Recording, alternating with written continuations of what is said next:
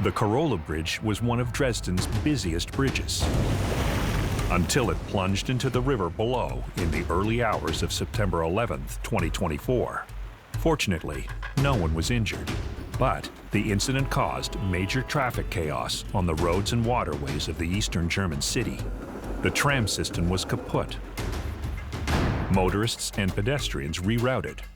Cargo and sightseeing vessels brought to a halt. To make matters worse, all the debris from the catastrophic collapse isn't expected to be cleared away anytime soon.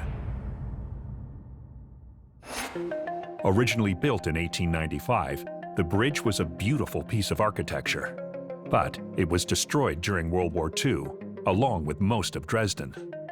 When the Carola Bridge was rebuilt in the late 1960s, a high-strength material called pre-stressed concrete was used.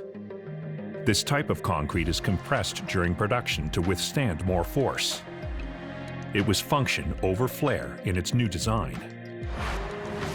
3 sections made up of pre-stressed concrete make up the 1,230-foot-long bridge, supported by key beams that consist of girders shaped like a hollow box, hence the name Box Girder Bridge.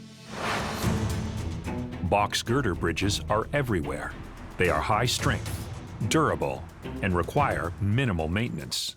This design is indispensable when it comes to long-spanning bridges.